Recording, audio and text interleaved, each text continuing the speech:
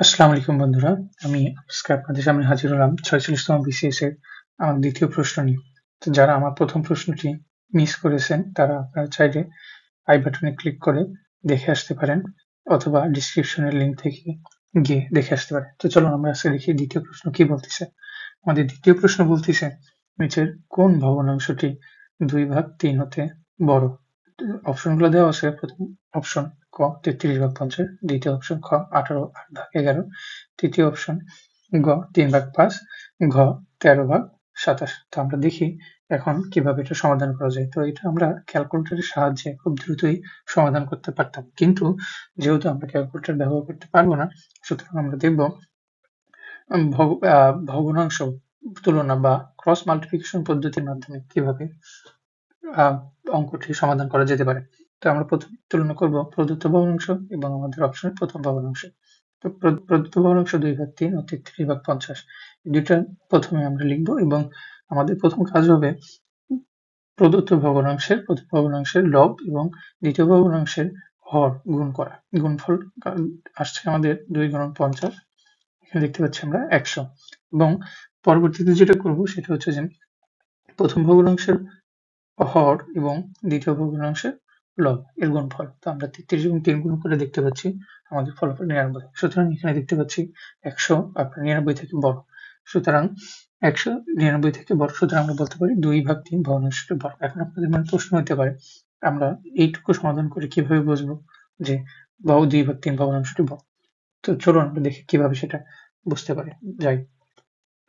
তো এখন আমরা দেখব, ধরে নিই ২/৩ ভগ্নাংশ এবং আমাদের অপশনের ভগ্নাংশ এই দুইটা সমান। যদি সমান হয় তাহলে আমরা লিখতে পারি ২/৩ সমান ৩৩/৫০।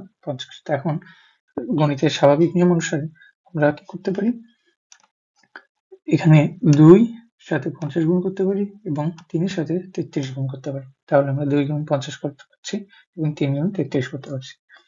এখন দেখি ২ গুণ ৫০ এর গুণফলের মান আসে ১০০ এবং ৩৩ এবং ৩ এর গুণফলের মান আসে ৯৯। সুতরাং দুইটা সংখ্যা সমান নয়, তাহলে আমরা লিখতে পারি এটা সমান নয়।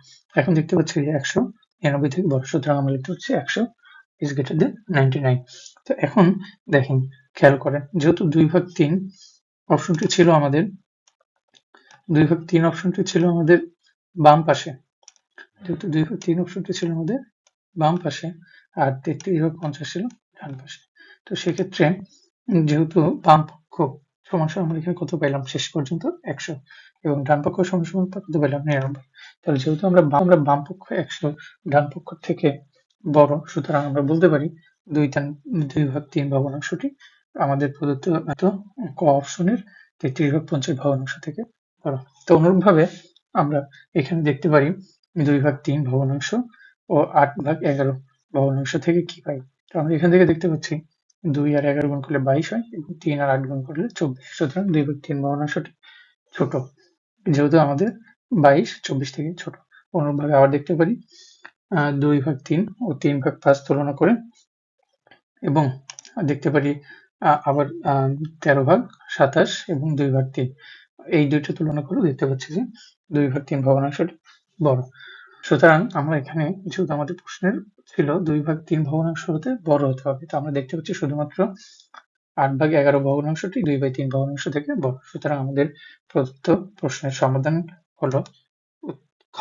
তো আমাদের সঠিক উত্তর হবে খ এবং ৮/১১ ভগ্নাংশটি ২/৩ হতে বড়। যদি ভিডিওটি আপনাদের ভালো লেগে থাকে তাহলে পরবর্তী ভিডিওগুলো পাওয়ার জন্য সামাজিক কাজে লেগে পড়ুন। ভিডিও কমেন্ট এবং শেয়ার করুন। ধন্যবাদ।